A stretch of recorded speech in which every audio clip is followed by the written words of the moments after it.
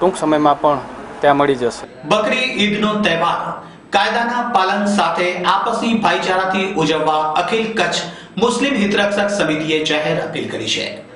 આગામી 13 સપ્ટેમ્બર મંગળવારે બકરી ઈદનો તહેવાર આવી રહ્યો છે।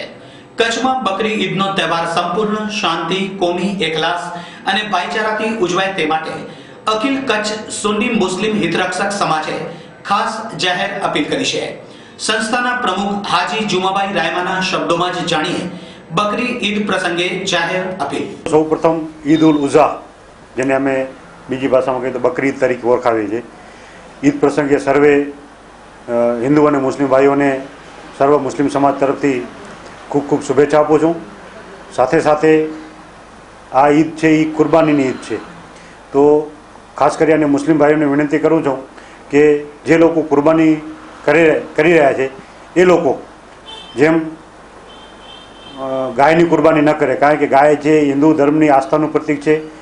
આ હિન્દુ સમાજ જે છે એને માતા તરીકે પૂજા કરે છે અને સાથે સાથે ગાયના કતલ ઉપર પ્રતિબંધ છે, ત્યારે ગાય કે ગૌવંશની કોઈ કતલ ન કરે અને કુરબાની ન કરે।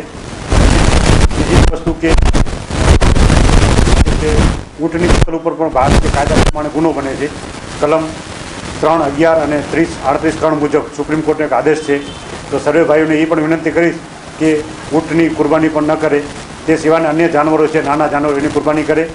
જેમ અમે લોકો અન્ય ધર્મોના ભાવનાઓનું કદર કરીએ છીએ, એમની લાગણીને સમજીએ છીએ, એવી રીતે અન્ય ધર્મના લોકો પણ અમારી ભાવનાને સમજે, કારણ કે મુસ્લિમ સમાજ માટે કુરબાનીનું બહુ અતિ મહત્ત્વ હોય છે।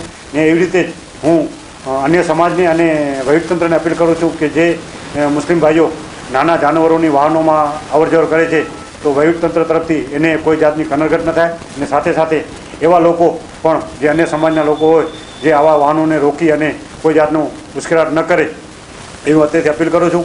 આવી રીતે જ આપણે હિન્દુ ધર્મ અને મુસ્લિમ ધર્મ બંને ધર્મોની ભાવનાઓને સમજી અને એકબીજાના તહેવારમાં મદદરૂપ થશે તો મને લાગે છે કે કચ્છની કોમી એકતા છે એ સારી રીતે ટકી શકશે અને કોઈ જાતના અનિશ્ચય બનાવ પણ નહીં બને।